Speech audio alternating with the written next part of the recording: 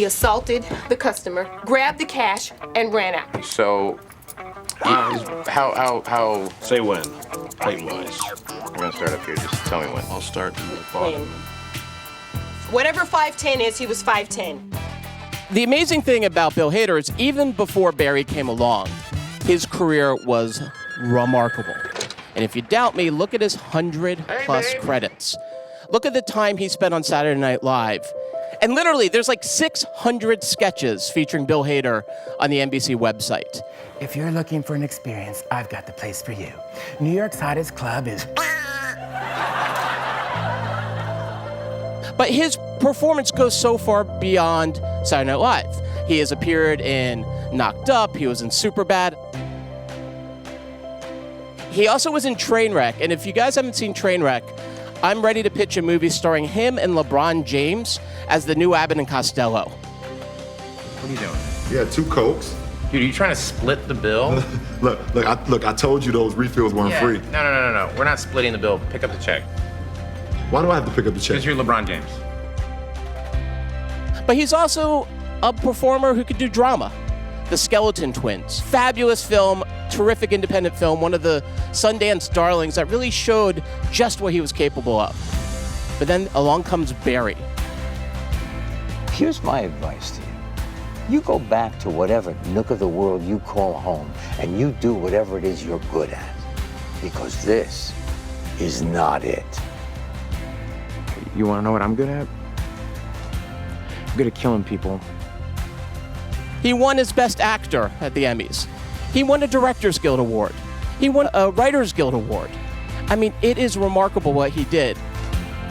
And guys, I can't believe we get to have Barry himself, Mr. Bill Hader. That was super nice. Thank you. Hey. Whoa. Hi, guys. Hi, cool shirt. Thank you. Hi. Wow, look at everybody. Wow. Hi, gang. Guys, he did press the whole day, I understand. He went to Conan, he went to all kind of stuff. You didn't get this kind of reaction, did you? No, not at all. This kind of love, No, it's very sweet. No, it's very, thank you very much. Thank you. So we'll talk, they'll ask you a question more specific about the show, but I wanted to ask you, how did you and Alec come with this sick but hilarious show? I co-created with this guy, Alec Berg. Alec started as a Seinfeld writer, and then he did Curb Your Enthusiasm, and now he does Silicon Valley. And so he and our agent put us together. And we sat and we talked about one idea that wasn't very good for about, and that happens. You talk about, it's never easy, right? So we sat and we talked about this one idea for about a month and a half. And we wrote out tons of notes and worked really hard on it. And then one day I came in and just went, is this working? And he went, no, I'm glad. No, it's not working. And I said, what isn't not working about this idea, And you sit and you kind of talk about it. And I go, it's kind of slice of life type of thing, And those are great. But I was seeing a lot of those on television. I was like, I'd love to do something that has like stakes, something like that. It's real. What are the most stakes? He's like life and death, and I was like, yeah. I was like, what's a life and death type story? And then I said, what if I was a hitman? And he said, and he goes, I don't like hitman. He said, there's more hitmen in movies and television than there are in real life. It's like dog catcher. You know what I mean? It's like it's not a thing. And he goes, I hate hitmen, the skinny ties, the 2 guns, the pool. I go, no, it'd be me. He went, no. I go, me be me, like me not doing a character, like just me, like very non-threatening, And so he went, oh, that could be interesting. And then very quickly, we thought he should be taking an acting class. I don't know why. I don't know how. We still have no idea how that came up, how though the ideas sometimes they happen like that, So we said, oh, he's taking an acting class, and then we started seeing interesting parallels. Okay, so this is a great, interesting conflict for this guy. He's trying to be a hitman. His life is in the shadows, but to be an actor, you have to be in the spotlight, right? And then to be a hitman, you got to be anonymous and unknown. But as an actor, you want to be known, As a hitman, you have to repress your emotions to murder people. And in acting, you have to, constantly, But you weren't use your going to do emotions. commercials, by the way. Yeah. So I don't know. Yeah. So we go, oh, that could be cool about it, and this is a good lesson. You tell everyone we told about it, they went, yeah, okay, I know. Yeah, you as a hitman who wants to be an actor, okay, I know what that is. And everyone has a picture in their mind what your idea is, but it's your idea, but I might do it differently. And it was very satisfying when people would watch the pilot that you guys watched and go, oh, this is not at all what I was expecting. I thought it was going to be real goofy and kind of glib, and I was like, no, we can't be glib about the violence. We can't. It's an emotional story about this guy dealing with guilt and hoping for redemption and all this stuff, so that was a good lesson for me too, of just going like, no, I know what this is. Just trust me, it's going to be good, because people will constantly tell you that you're doing it wrong. Right. I was on the other side. As an executive, I did the same thing to people. Yeah, you're like, I don't know about this. Yeah. But why are so many comedians attracted to darkness? I don't know. I mean, not all comedians are attracted to darkness. I mean, I don't know. You're just kind of attracted to what you're attracted to. I can't describe it. I don't think the show's necessarily that dark until people told me, and they're like, that's dark. And I'm like, Barry? Yeah. So how did you start in the business? And at what point did NYFA enter into it? That what? The New York Film Academy. That, what do you guys call it? NYFA.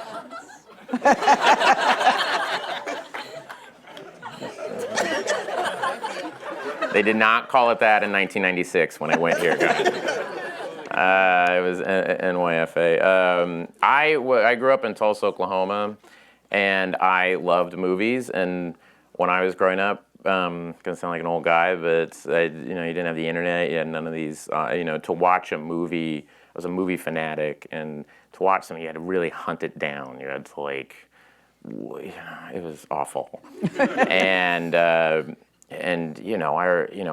was terrible. But in the back of Premiere Magazine, there was a thing for NYFA, New York Film Academy. And I went, whoa, and I had terrible grades. And I couldn't get into New York, NYU. There was no way. But it was my junior year of high school, and I was like, I went to my parents and said, I'd like to go to this. And they said, okay, sure, if that's what you want to do this summer. I mean, they saw that I was making short films and stuff on my own, and I was writing scripts. They saw that I wasn't just doing drugs and drinking. They were like, oh, okay, he's applying himself to things that he cares about. If he cares about it, he'll apply himself. But so I went, and I couldn't get into the one in New York, and they didn't have one in Los Angeles at the time, so I ended up going to Princeton, New Jersey, on the one on the Princeton campus, and we made 4 short films on Arri S and on a Arri S, and we cut on flatbed. No, you guys do video, right? Yeah, we've done Arri S. You done Arri S? You guys done 16 millimeter? Yeah, we still do that. Oh, that's rad. See, that is rad. That's awesome to hear. That makes me really happy. Because, Barry's shot video. That's not film. But I loved shooting on film. I thought it was so much fun. And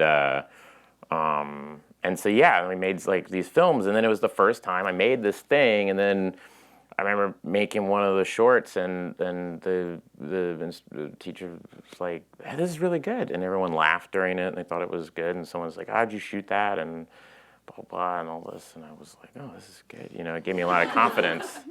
And so I came back with these 4 short films, and I was going to go my senior year of high school, and I thought, I'm going to get into a good film school, and it turns out you have to have a really good SAT score, and you have to have really good grades, and I had neither of those things, but I had these short films.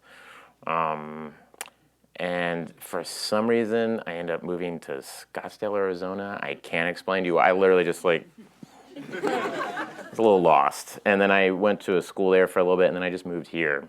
I was a PA on this lot back in 2000, in the year 2000. I was on a movie called Collateral Damage we shot. Oh, yeah.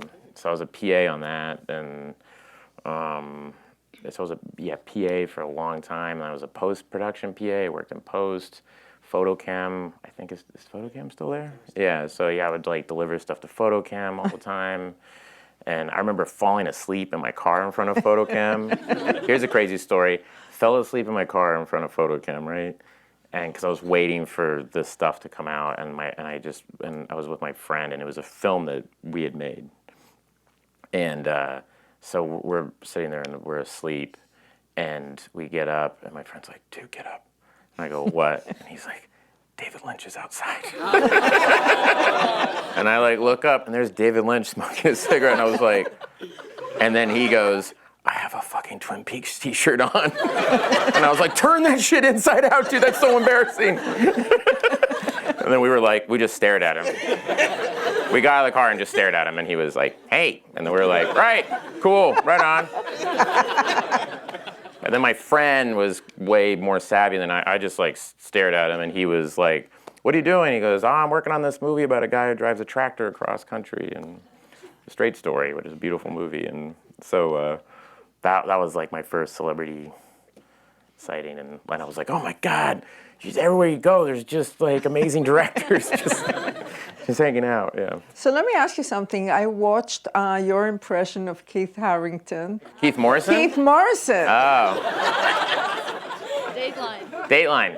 Yeah, the Dateline guy. Everybody's watching it. Yeah. And That'd be so funny if Keith Morrison was in Game of Thrones.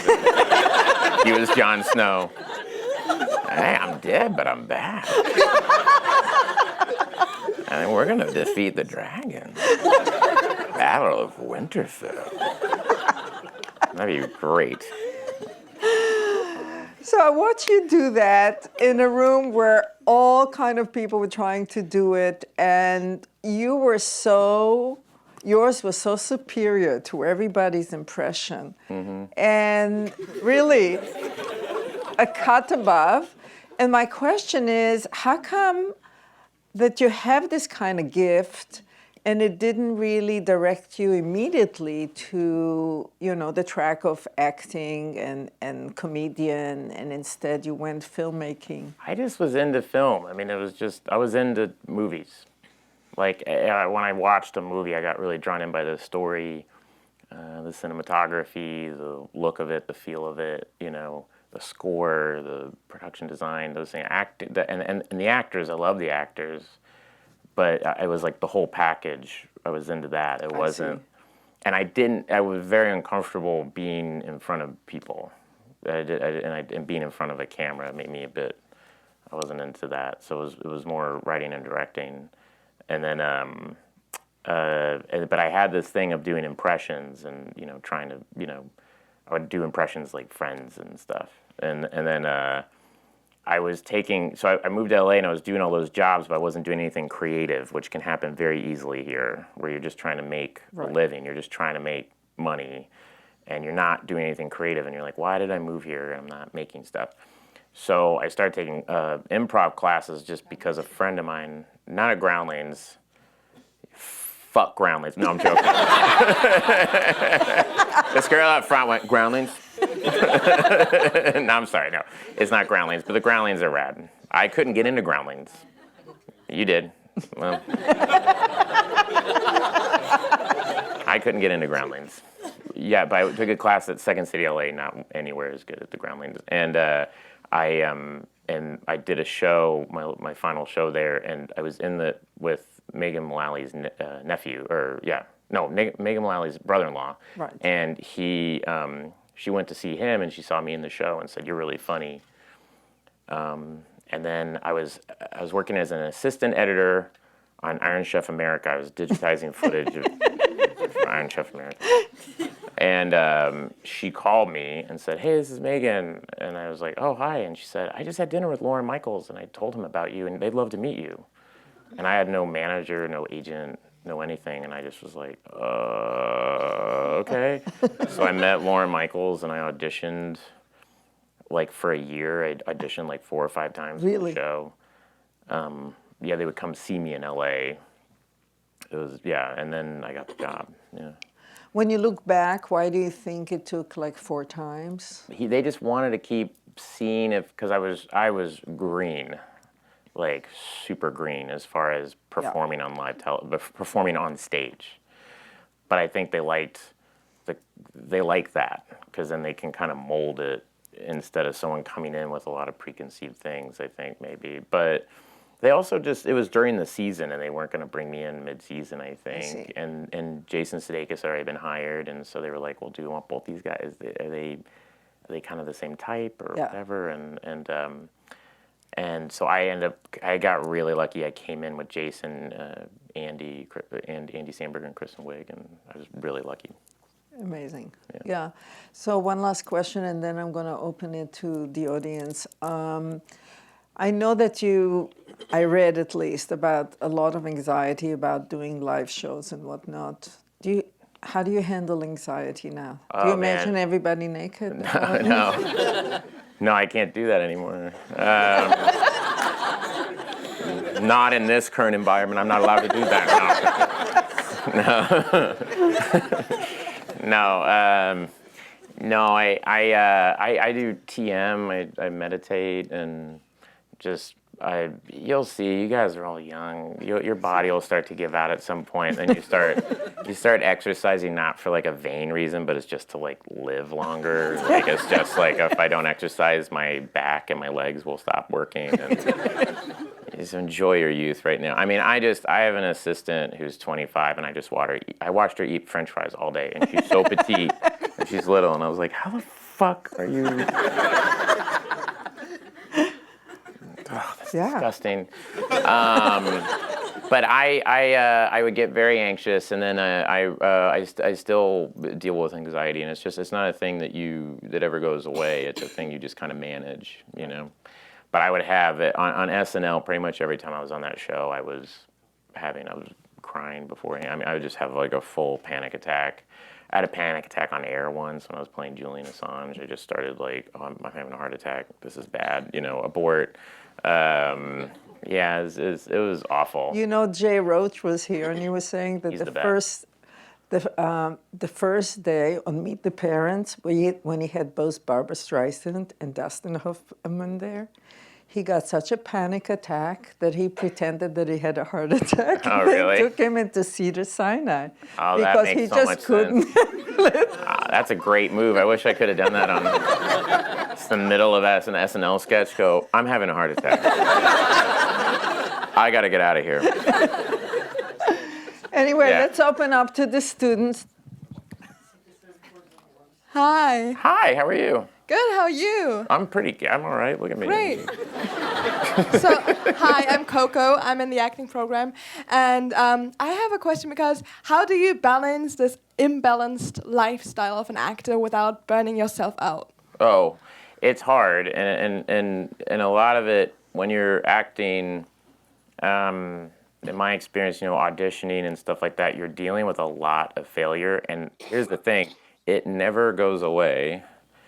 People go, oh, hey, you got things are working for you, everything's great. You're constantly dealing with failure. You're constantly dealing with people going, nah, man, I'm sorry, we're not going with you. We're not, you know, whatever.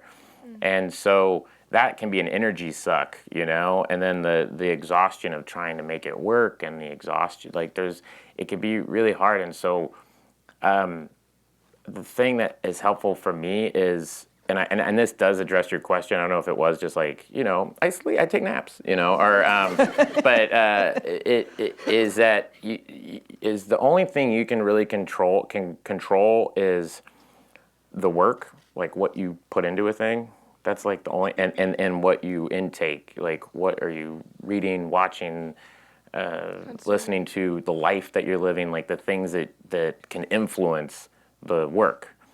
Like, those are the only things you can really control, you know? So, like, the more you just put all your energy into those things and not think about these other things that can, like, knock you down and burn you out, in a weird way. And some of that is like, doing a scene too hard or what, I don't know, you know what I mean? It's just like, just make your focus about the work, if that makes sense. Does that answer your question? I don't know if that's, it's just like, I just want to know, do you take naps? No, but sometimes it's just so overwhelming because do you know that feeling when you have like so many ideas and you want to act, you want to direct, you want to write? Oh, yeah. And then you have like this huge, like, it's like a bomb sometimes, this creative bomb that you feel like, I don't know where to start. You just make it about the story. Just make it about the one thing, and everything else kind of will, like if you're wanting to, like Barry, everyone goes, oh, you have to wear so many hats, you have so many jobs. To me, I just feel like it's one job. It's like I'm just telling the story. And people go, oh, but you're writing, directing, and acting. And you go, yeah, but it's all part and service of a story. And don't make it about you and your vanity. You're not saying you are. I don't know you. Maybe you are. No, you don't want to make it about that. Just make it about the story you're making and just be instinctual. Use your instincts, Thank you. No problem.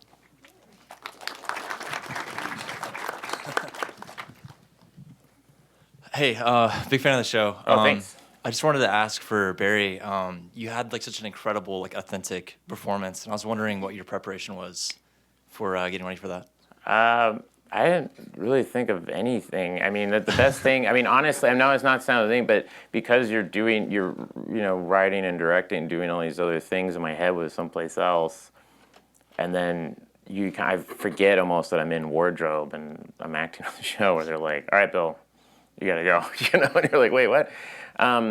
But I think the best stuff kind of comes from just using your instincts, and like you think about it, like your lines the best you can. I sometimes don't know my lines, and I'm always like, oh, I'm so sorry, guys. But like the scene in the parking lot when I talked to him in the episode.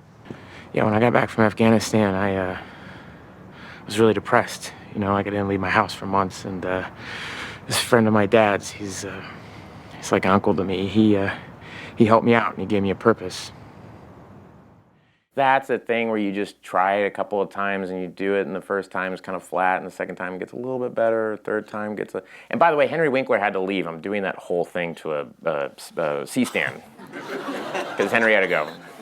So I'm doing the whole thing to a C-stand with a little mark on it, with an X on it. And you're just trying to think of, people go, oh, are you thinking about this or that or whatever? And you go, you care about it. It's not like I'm having a coffee and bullshitting with someone. It's like, oh, I gotta go do the scene. There's concentration, but it's not like, oh, on this line I'm gonna do this, and on this line I'm gonna do that. It's more of a feeling, Like I have one of my best friends, this guy named Duffy Boudreau, and he writes on Barry. He wrote on Documentary Now with me and stuff, and he's a guy that when he gets nervous, he kind of does that. He kind of holds his breath. And so in a weird way, on like take 4, I started just doing that. Like, oh, Duffy does this thing where... And then when I'm in the edit bay, we're watching, I go, ooh, oh, I like that. It's like, oh, this is good. This is now, something's happening. You know what I mean? And so, you're just, it's like work. You're just like fine tuning it but it's like, but you have to be instinctual. If that makes sense. Yeah, perfect. Thank you. I'm gonna say that to everybody. I feel like I'm giving, like, I ramble and Thanks, man. You guys have an acting program? They didn't have that when I was in. 96 was all about film. No acting program. Thanks. Hey, Bill. What's going on? Lorenzo here. Hey, Lorenzo. The Lorenzo? Oh, just I don't know. It's like, Hey. Lorenzo Hudson. Hey, how's it going, man? How's it going, Bill? I'm a huge fan of your show. Oh, thank you. The reason I actually became a fan of it was because I began watching it for class. But my question about the show is, what inspired the show, the series Barry, and what inspired the character Barry? Well, the character Barry, I think it was interesting because initially we were talking about earlier where we came up with it. The character initially, all the characters were a bit arch. It was a bit over the top. And HBO actually was great, and they said, yeah, the hitman guy, the way you're writing him, like, is that what they do? Like, what, like, like, how do you, what research, like, the acting world feels very well researched, but the hitman world feels like it's more about movies and about things that you've seen. It's not rooted in anything real. And that was a really good note, because it's true. A lot of movies and stuff you watch now are just about movies, essentially, you know, and the real stuff it comes from your life. And basically what they were saying was, like, make it more personal. And so he said, what if he was a Marine? And suddenly the whole show just got grounded into something much more interesting when we decided that he wasn't John Wick, that he was a Marine, and it was like a guy kind of hating himself, you know, for, you know, doing something for the service of his country, and now he's taking that and he's doing something wrong. And so for the character, that's what helped it. But so much stuff, you know, you talk about other movies, and I remember coming up and just being super inspired by movies, and I still am. I mean, I'll watch something and get so jazzed by it and get inspired to make stuff. But it's important as I'm getting older to learn that the real stuff is from your life and stuff that you felt. Now, it doesn't have to mean that, like, I've never killed anybody, as far as you guys know, but it's like, but it is like those emotions of feeling like lonely or misunderstood or out of place or wanting to belong or these things. I have felt that. Gotcha. And you go, okay, well, let's put it in this guy. Right. Could I just mention one thing? So, like, the scene between you and Sally when you gave her the laptop, that was actually based off of something like in junior high with you? That actually was someone I was with. Yeah, I gave her an iPod, and she was like, what the fuck is this? It was someone I was dating, and I gave her an iPod after dating for, like, a week. And she was like, no. And then we wrote that scene, actually, where Alec Berg and I were like, oh, well, we're going to write this scene where he has, like, a laptop, right? And he gives her a laptop, and she'll love it. And all the women in the writer's room were like, no, that's crazy. I remember one of the writers like, how many times did she slept with him? Once? No. All right.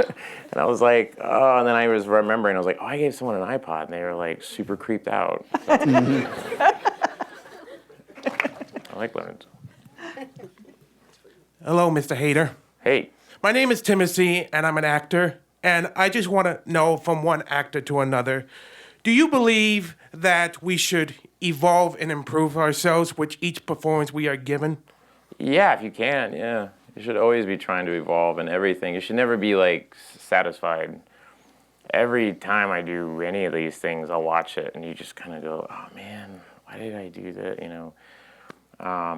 And SNL, it was always, like, each season, I would kind of do a little inventory of, like, okay, I did this, I need to work on this, I need to work on that. I remember for years I could never get an original character on the show, and I was like, I need to get an original character on the show, I need to be more confident, I need to relax, I need to, you know, all these things that you want to work on, and each performance it's good to be proud of your work, but for me personally, I never want to feel totally satisfied. I want to constantly be trying to, like, make it better, you know. Hey there. I wanted to ask, when the initial creation of Barry, what was it like planning for the storyline to continue with something so long form, such as a TV show? And how much did you plan ahead? Was it only season by season, or do you have a plan for multiple seasons? Well, when we were writing it, I had never done anything real long form, but I worked in the writer's room a bit on South Park. I worked on South Park for like 10 years, off and on, and I watched how those guys would put episodes together, and it was really helpful for me to understand how to do that. But I think a thing is that we kind of have like little tentpole scenes. Like season 1, we knew there was a part in episode 7. I don't want to ruin it for anybody who hasn't seen it, but there's a scene in episode 7. We knew, okay, we're headed there, right? So I don't know what we do, but we got to write to get to this. you know? And then this new season, there was like one of those that happens again in episode 7, another one in episode 8, where you're kind of like, in one episode 4 actually too, where I start with a big whiteboard and we have 8 episodes and I put 1 through 8, and then you're just kind of, I have a bunch of notes I've taken and I kind of just start dropping things places. And something that happened at the end of episode 1 in the new season, I initially had in episode 4. And I remember Alec going, should that happen at the end of episode 1? I'm like, oh my God, yeah, you're right. Oh, once we put that there, now this goes to here. Oh, rad. Okay, yeah, this is working. But it takes forever. And then once you even have it and I go home and I'm like high-fiving myself, like we got it. The next day or a week later, you're like, no, shit, okay, this doesn't work. You know, and you're constantly working on it. But we never fully plan. We have like kind of vague ideas, but the fun of it is kind of seeing where where the characters kind of take it. I mean, that's really what you want to do, is you want to just be listening to the characters and getting out of the way. And the big thing, I'm sure you guys have been taught this, but it was beaten into me at South Park, which is, have you guys heard the and, that thing? It's therefore, that is everything with Barry, is that where we're constantly, I mean, Alec Berg will say, it's all and right now, man. I'm like, I know. And then I'll go, aha, oh, wait, what if he does this, then therefore this happens, and then that, oh, see, it's more causal if we do this, you know, and then, oh, cool, and then another act, you know, you just have to be real malleable and know that the process is messy and that you're going to fail a lot in writing. I always come in kind of with a whole thing. I kind of sit down with the writers and I'll go, here's where I think the season is, and they go, okay, and it's kind of like saying, like, I want a house. Here's the house I'm gonna build, and the writers are like, cool, but wouldn't like a swing set be in the backyard and not the front yard? And you're like, oh yeah, that's a good idea. Okay, you know, and it's like, wouldn't that should be a door, right, and not a window, right? And you're like, oh yeah, you know, and you're kind of piecing it together that way, you know, but it should feel organic. It shouldn't be by the numbers. It can't be plot. Like, it should be character driven. That was what I learned at South Park, and it was really crazy. Everything was driven by emotion. Really? Everything on South Park's driven by emotion. Everything's like, Cartman is feeling blank, so he wants this, and his emotion is something that can be relatable, right, or something. And serious. I mean, I worked on one episode. Did you guys see Fish Sticks with Kanye West? Yeah, where he's the fish sticks, and he gets. But that's about a guy not getting a joke, you know, and so, you know, or whatever it is, and so, you know, you're constantly. It's so much with emotion. It's so much. If you could go. You know, every time we're in the writer's room, we're always going like, you know, I've had a feeling where, like the thing with the laptop, like he was talking about, where it's like, oh, I had that happen, where I got really embarrassed by this thing, where I was trying to make a big overture to someone, or like in episode 6 in season 1, there's a scene where I'm trying not to hang out with Taylor anymore, and I call him, and I'm like, hey man, I don't think we should like, I had to fire a trainer, and I fully ended up like hiring them for another like month because I just was too. And I went into the writer's room. I was like, and they go, "Do you fire that guy?" And I was like, "No." And I was like, I told him like, "Hey man, you're great. You're this and blah blah blah." And then it was like, "Okay, what are we working on today?" "Okay, Barry and Taylor." I'm like, "Oh, I should just do that, right? You know, because that's a thing I did, you know." And so I don't know, it kind of works. So I'm in the screenwriting program. Oh, cool. It is pretty cool. He says it like it isn't. He's like, it is pretty cool. Yeah. Save me. Get me out of here. I was wondering, and this is a question you kind of answered earlier. I was wondering what your process is with writing. Barry's a new hat we're seeing you under. Mm-hmm. And yeah, we just go through like all these different phases where like this instructor has this way and this instructor has everyone a playwright. has their own ways of doing shit, and you have to kind of do it what feels right for you, you know. But you have to kind of try all those things. It's weird. It's like I've written so many bad screenplays, you guys. I've written so many screenplays that will never see the light of day because they're terrible and they just make zero sense. But I learned a little something. And the thing that helped me over the years was just being able to say, is you have to just kind of evaluate it. It's like we were saying earlier about acting, where you kind of go, okay, what did I do wrong on this? You know, there's a great book that Steve Martin wrote called Born Standing Up, and he talks about that, where he would just do, you know, a stand-up set and then kind of try to evaluate, like, why did that go wrong, or why did this work and that didn't work, and it's a lot of math writing in a weird way. Alec Berg, and I will say that a lot, the math of the scene isn't right, you know, where it's like these people are kind of agreeing. You kind of look at a scene and you go, well, the scene starts with a bunch of people agreeing and it ends with a bunch of people agreeing. Like, something needs to happen, you know?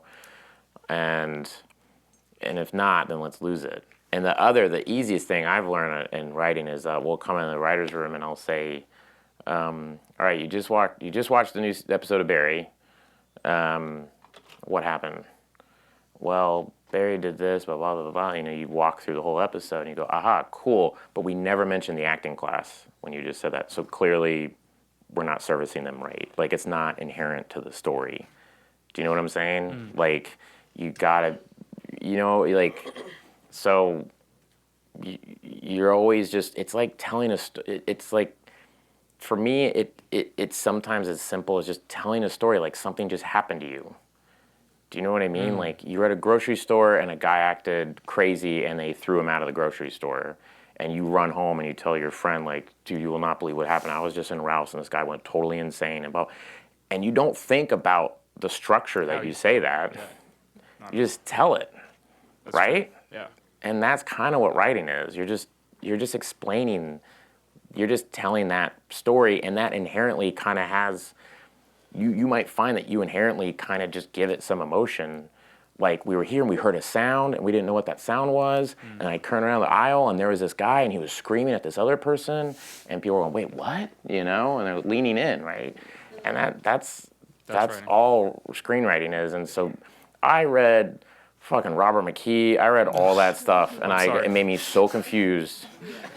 And I read Sid Field, and that, like, some nice stuff in there, but I was still a little confused. And then when I just kind of was like, all right, this guy, he okay, so he's despondent, he's sad, okay, so, and then he has to go to LA, so he goes to LA, and then he meets a guy, and the guy says, yeah, he'll kill you, and then you just start telling it to people. Before I even wrote it, I was like, I'm working on this thing where a guy, you know, and you kind of just figure it out as you tell it to people, where they kind of start, oh yeah? Okay, so maybe, you know, because initially in the pilot, we spent a lot more time in Cleveland at the top. You saw his life more. And I would, like, you see that he's this, you feel like you have this need of, like, I need to show that he has no girlfriend, and I need to show that he's totally sad, and I need to show all this stuff, like, right at the beginning. And you don't, because people are smart. Do you know what I mean? Yeah. Like, you do not need to do that. Yeah. Like, I watched Stripes the other day, and the whole open of Stripes is like, Expo. You know, it's all Expo. The whole fucking scene, you know, and you just go, like, you don't need any of this. Like, just, like, all you need is, like, Bill Murray sitting with, like, a beer and being like, oh, hey, man. You're like, that guy doesn't work. He's a slob. And then that guy has to go to the army. That's hilarious. Yeah. I don't need to see his girlfriend breaking up with him, and I don't need to see all this shit, you know? Cool. Thanks a lot. No problem.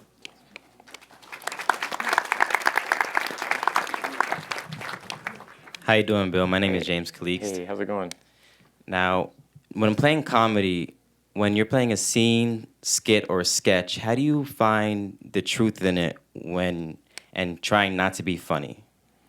Why am I trying to find the truth of it and not trying to be funny?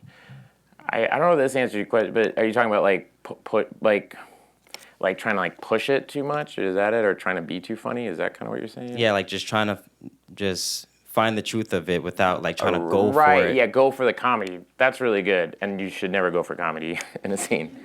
You just shouldn't. I do it a lot on SNL because, and if I'm doing it, it's because I am insecure. I really am. I mean, it's just, you just get insecure, so you go, wah, wah, wah, you know, and the audience gets a laugh, and you're like. But the better thing is to do it straight, you know? You're right, and find the truth of it. A good example of that, I will say, is actually a scene in Trainwreck when I played basketball with LeBron James, because when we did that scene, I think initially conceived it was like a funny scene of like, whoa, whoa, whoa, you know. You were airballing, right? Yeah, airballing, yeah, just doing, you know, and music underneath it and I don't know, whatever. And then we were talking about it and it was like, wouldn't it be funny if it's just like you never mention it? And it's just two guys talking, the scene you've seen, and it's really about him wanting to talk about Amy and what should, you know, confiding in a friend, what should I do about this girl I like? And he's just shooting hoops with his friend. And then just make it that it's LeBron James and he's not holding back. But don't call it out. Don't draw any attention to it. And it was, I thought, 1,000 times funnier because it's just like, it's never brought, I'm never like, hey man, come on. Then it's like all the air just goes out of it. But if I'm just trying, like, the insinuation, you just want to make it simple and trust that people are smart enough to understand what you're going for, you know? And simplicity's key to You that. stay with the story. Stay with the story and stay with what's happening to the emotions of the story and not like, airball, you know? Hey, Bill, how you doing? Hey, how's it going? Congrats on the show, by the way. Oh, thank you. I just had a question. So, in your amazing career, how have you done, maybe in the early stages when you were discouraged, maybe doubting if you were going to make it? Like, what did you, like, tell yourself to keep going? Oh, man, it was hard, and it happens all the time. And to be honest, it still can happen. I mean, it was, you know, like I was saying earlier, you could still get really discouraged.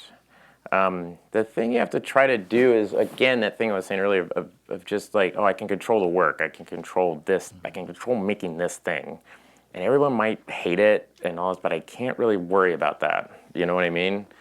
Like, we make Barry, and, like, I still have friends like, oh, man, AV Club hated the episode last night. And I'm like, I can't. What am I going to do about that? You know? Or SNL, Jesus, you would have people come up to you on the street and just be like, you and your show fucking suck. New York, cab driver fully did that to me. He was like, you and your show fucking suck. I think, what am I supposed to do about that? And, but, you know, there's a thing I read once that helped me is that persistence plus talent equals luck. And that's a good thing of like, if I'm persistent and you're talented, you'll get lucky. I have a friend, she was my nanny forever, and she was a hardworking actress, and she was our nanny and just could not catch a break, and she was doing all this work. And I thought she was really funny, but it just wasn't happening for her. And now it's Darcy Carden, she's on The Good Place, and she's Janet on The Good Place, and she's on Barry, and that was my nanny. So and Darcy was sitting here like you guys going, fuck, I can't, you know. I remember going to a show with my manager back in 2005. I got a manager because I got a meeting with Lauren Michaels. I got a manager off that. So it was like, I came back to LA and people were like, wait, who are you? How'd you get a meeting with Lauren Michaels? So I went to my manager's house to meet her, and she was super nice. And she's like, oh, we're waiting on the nanny. The nanny shows up. I meet the nanny. Hi, nice to meet you. The nanny, oh, watching the kids. Nanny's watching. She's like, oh, she's, you know, this actress. We're trying to figure it out. It was Kristen Wiig. Oh my God. She was my manager's nanny that's how I met her. I was like, hey, how are you? And she was hi, how are you? You know? And she was waitressing earlier, and she was, you know what I mean? You just have to everyone has that. Like, people who don't have that, I'm like, fuck off. You haven't lived life. Do you know what I mean? Like, you need to give your art something. You know what I mean? It's like, it has to have something, you know? So I just keep at it as much as you can. And that persistence plus talent equals luck. I would say that to myself. I'm like, I just have to be really persistent, and something will fucking happen. You know? And it takes a long time, but it will happen. Hello, Bill. Hey. Amazing show. Brilliantly written. Just incredible. So my question to you is, what advice would you give to your younger self? I would say two things. One, I would say you don't need to figure it all out this millisecond, you know? It takes time. I remember being like young and reading about like Steven Spielberg made his first movie when he was 25, and you put this weird pressure on yourself. that means nothing if you don't have any experience, you know? And just relax and just do it. Just do it. Fail. That's the big thing. I was terrified of failing. I didn't want to fail. You fail and you screen a thing for people and they're all like, yeah, man, that was a thing. And you go, well, what didn't work? You know, that should be the question. What do you guys think didn't work about it? And take it and and that I would watch one cut of something I did and be like, well, I'm not showing this to anybody because I'm embarrassed. And you have to fail. You have to learn from that and keep doing it and keep doing it and just keep doing it. And then suddenly, it's like that thing that was hard becomes a little easier. And then this new thing will become hard, and then that'll become a little easier. And so I think that is like, don't be afraid of failing. And just, I wish I would have stuck with certain things, like writing certain things or kept making things.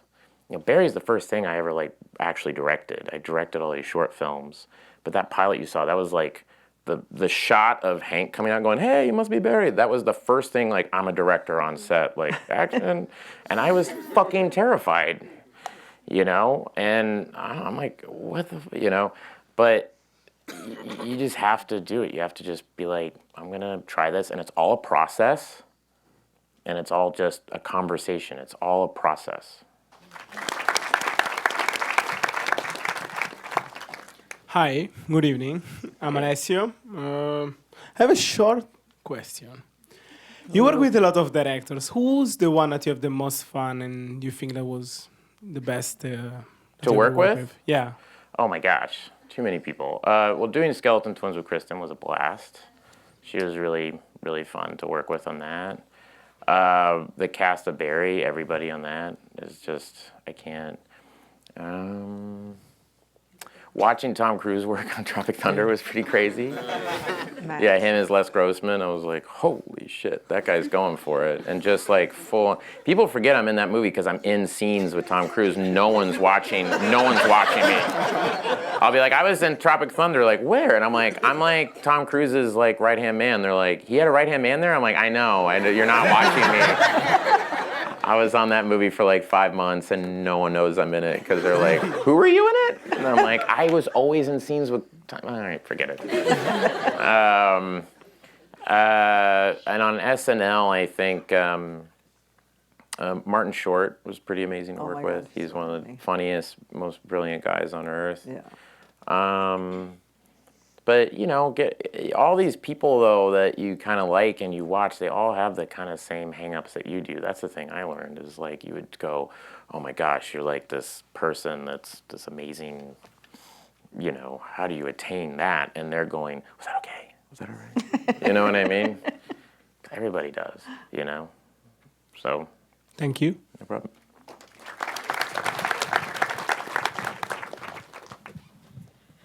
Oh, my God, okay. That microphone just reminds people of how short or tall they are. Yeah. It's like, I have to lower it. Hold on. Like, gotta go down here. The guy, the microphone guy's like, hold on, let me lower it for this one. And I'm like, oh, that's demeaning. First, I want to say congratulations for season 3. Oh, thanks. Yeah. Oh my gosh, it made my life. Oh, wow. Well, that's awesome. My question is, I want to know, as an actor, how is it different from working on something like Barry to SNL to Sausage Party to I forgot I was in 2. Sausage Party until you just told me that. Yes.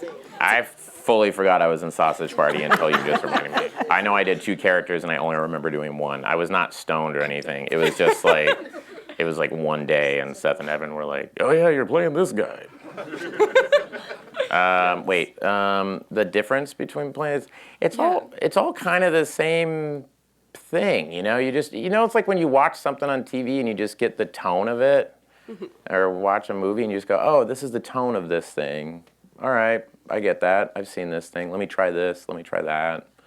You know what I mean? It's all kind of trial and error, you know? You just have to try to maintain your confidence while you're doing it, you know? But it's all similar, you know, muscles that you're using, you know.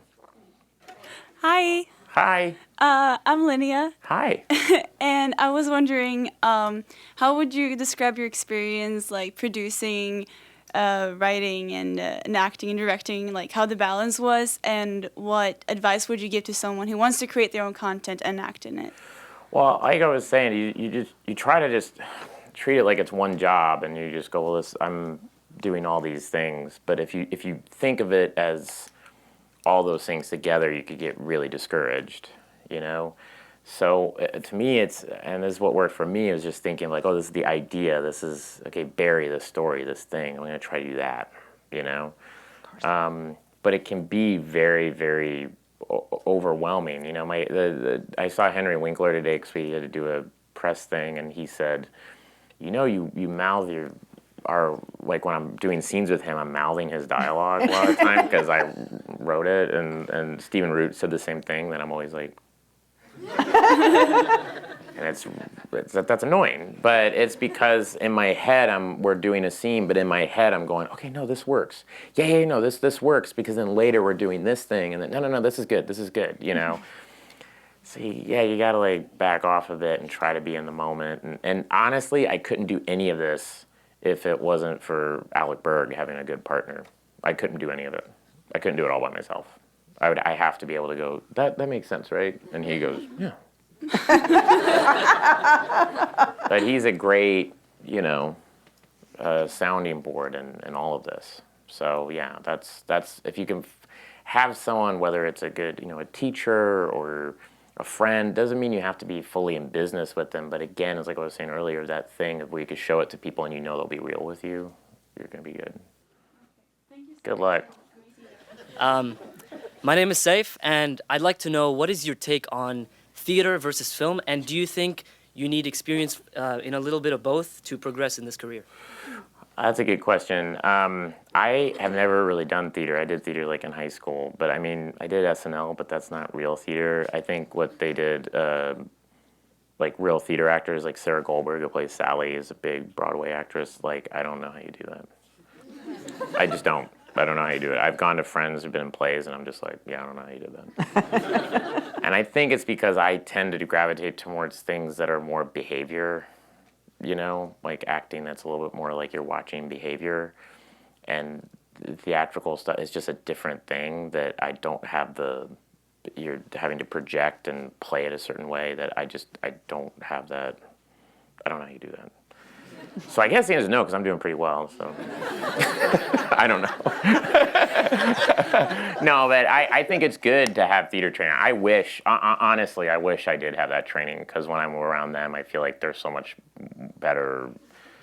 I'm honestly like well-rounded actors. You know, Henry has theater training. Anthony Carrigan, who plays Noho Hank, has theater training, you know, and Stephen Root has theater training. So anytime I'm in scenes with them, you can feel it, you know, and you just go, oh man, I say it all the time. You're only as good as the company that you're in.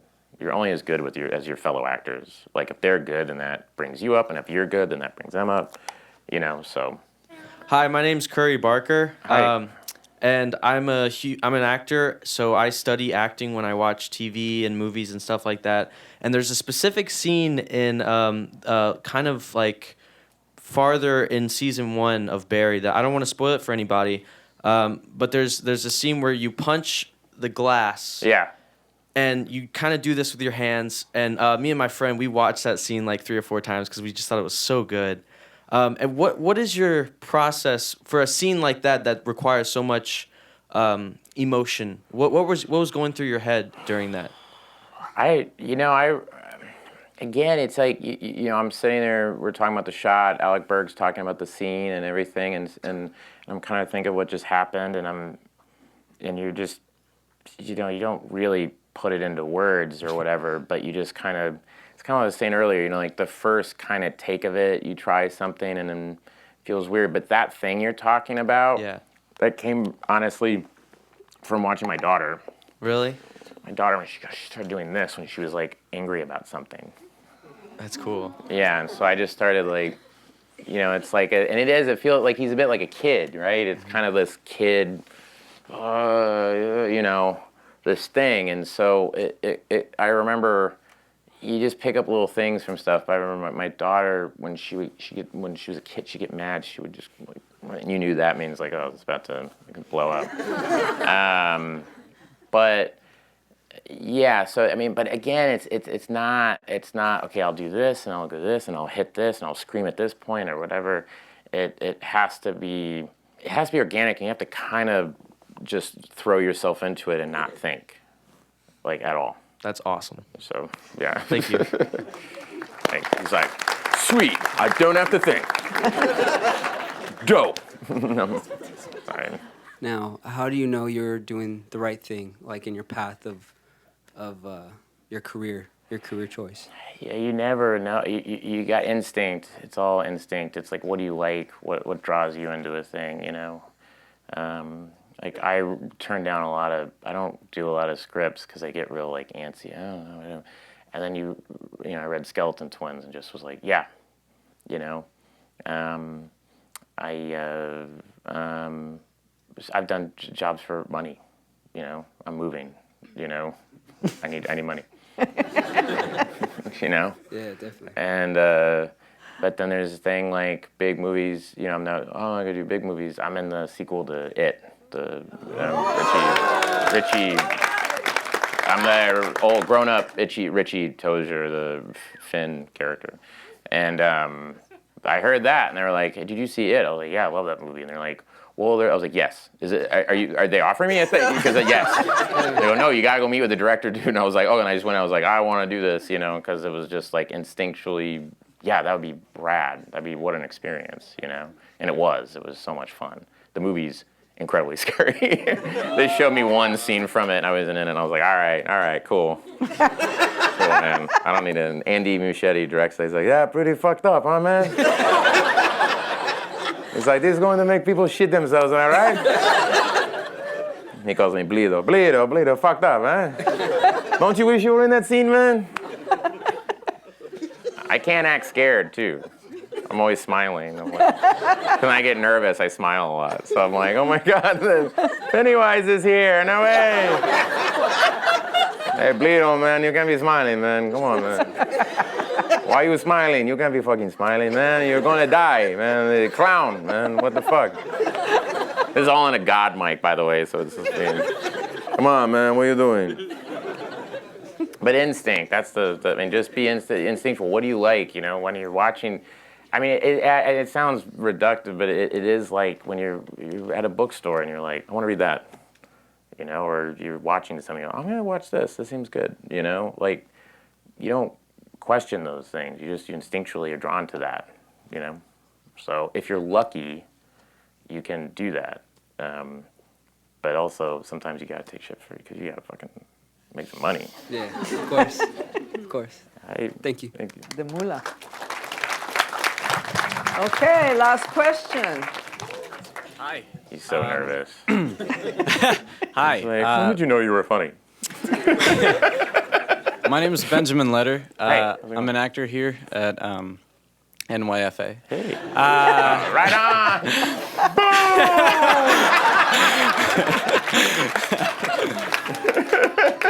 Yeah! I turned him.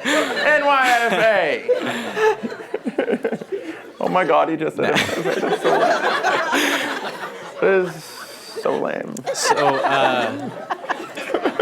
for many years, I've been a very artsy kid trying to make my own things with animations and side projects on my own. And I'm currently working on trying to write my own scripts to cast myself and others that, you know, I feel I could bring them up with me. I don't want to, you know, leave my classmates or anything or friends.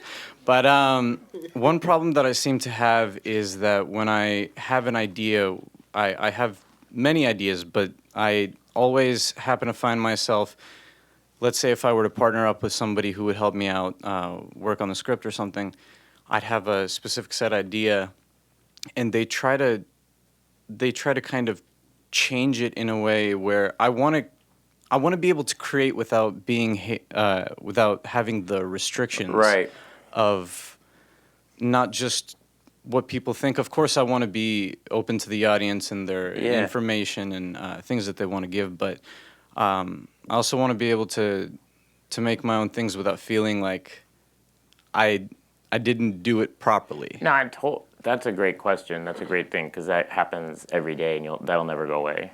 That happens all the time. It's like creative. That thing. We just did an episode of Barry this season. It's episode 5 when it comes out, where I felt that way, where I was like, I see this in a super specific way, and everyone was kind of going, you know. And then people were on. But Alec was always like, "This is rad," but other people were kind of like, not like don't do it, but just like I don't get it, you know.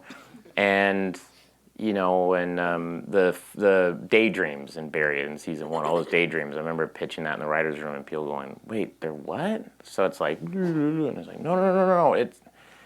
It should feel like reality, you know. And it was a thing that you constantly feel like you're trying to not like be feel like you're being overprotective or not collaborative, you know. But when you have a very strict vision, a very clear vision about something, it's hard to do that. And so I don't know what I haven't figured that out yet. I don't know what that is. I mean, I like having creative discussions, and when you're young and coming up and no one really knows kind of what they're doing, it's hard sometimes to have those, you know, because you're all figuring it out. And so it's kind of like it quickly turns into like, well, fuck you, you know, and it's like, well, no, because it's like, well, your thing sucks, fuck you. Yeah, I'm serious. Those are like the converstions I would have with my friends, and then it's like, I'm not talking to Nick anymore, or whatever, you know, but it's like when everybody is, I guess my thing is like, I don't know how to. It's like you either create things on your own and kind of like show it to people and say, do you guys see this is kind of like what I'm doing? Here's how you guys maybe could plus it, or we can do it, you know, together. But I haven't figured that out yet. It's a thing everybody, it's constant. Well, you know what you got to do is the only advice I could really give is like, sometimes those things can be right, you know, like sometimes, like I tried to do Stefan as a sketch forever, and everyone was like, it should be on Update because it doesn't work as a sketch. And I was like, no, it works as a sketch. And everyone was like, Bill, it does not work as a sketch. And so once it went on Update, it was like, oh, okay, you know, I understand what you're saying now, you know what I mean? So sometimes it's good to hear that, and sometimes you're not always, like this episode 5 I'm telling you about, there's moments where I'm like, I see it like this, and everyone's like, well, can we just look at it the other way? And I'm like, oh yeah, you're right. You know what I mean? And being a director and stuff doesn't mean I'm always right, you know? It doesn't, like, I will all the time go, I don't know what the answer is, guys, you know, or I don't understand what I'm doing, you know? But that's freeing. That kind of, you're just being honest, you know? So I think just would be honest with them and try to make a thing, because sometimes they can plus it and they can make it better, you know? And sometimes they could take it away, and so maybe it's just evaluating like, oh, if your thing is less about what you want and letting go a little bit, you can go, oh, that actually does make it cooler, and put it in a place that I didn't think of. You know what I'm saying? It's like that HBO note of like, Barry, like the Hitman world makes no sense. And I was like, what? What? And then I was like, oh, yeah, no, they're totally right, you know? And then it made it 1,000 times better, you know? All right. Thank you good very luck. much. All right. So I want to know, Smokehouse. on the scale of awesomeness, how great was he? Hey.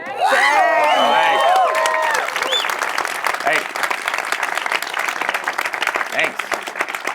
And he came here after a whole day of press and... Clearly, I just had a coffee because I'm like, what? But no, you guys are doing the cool thing, and just like keep at it. I wish someone had just told me when I was like starting out and everything like that, was just like fail and keep failing, and just it's gonna be okay. Just if you keep failing and make it about the work, because I was like, it has to be perfect, and it won't be. It won't be perfect for a while, you know. But each one, it get incrementally better. That means you're on the right track.